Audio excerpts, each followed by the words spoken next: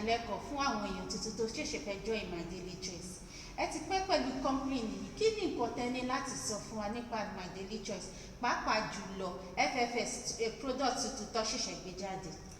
My Daily Choice ó jẹ́ ìkan gbòógì nínú bí àwọn ọ̀pọ̀lọpọ̀ bí ọgọ́rùn-ún àwọn company bíi tiẹ̀ ní Nàìjíríà, ṣùgbọ́n òun dá dúró láyé tiẹ̀ ní kò sí ní àfiwé nínú àwọn yòókù rárá, pàápàá jùlọ pẹ̀lú FFS Fuel Factor S là ń pè àti ní tẹ́lẹ̀ rí tí My Daily Choice ń gbé padà wá fún wa báyìí, kò sí àfiwé ẹ̀ ní gbogbo àwọn fuel treatment ta ní ẹni tó bá máa ní equivalent fuel treatment ó náà ti ra fuel treatment bí méje kó tó lè rí nǹkan tí a máa ń rí ní FFS. A dúpẹ́ lọ́wọ́ My Daily Choice pé wọ́n gbé kíní padà wá fún wa.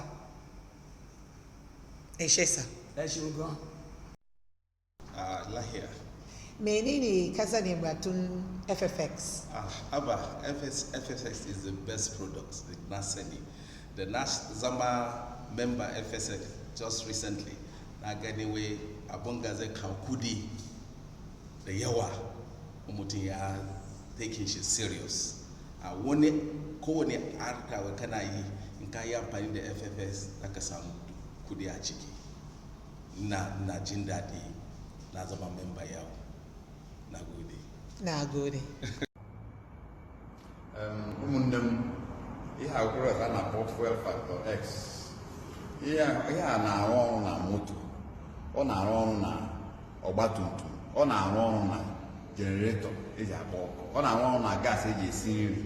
Mụ awụ mechanic since 2007 till date. This is advanced fuel treatment.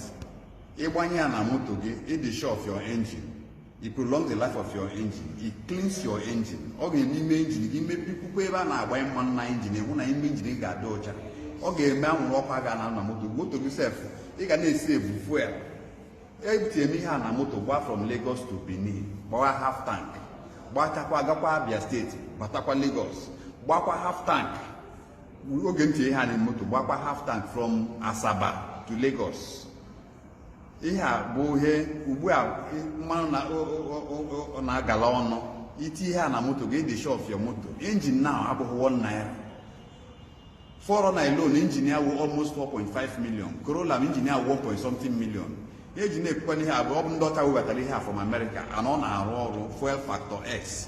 Ma ịma ahịa kọntaktị anyị ọ dị ọfịs anyị na Nigeria. Ọwa anyị na Nigeria ka anyị na-represent Africa. Ọ na Nigeria ebe a aha m bụ Ikemba. Daalụ nwanne m nwoke.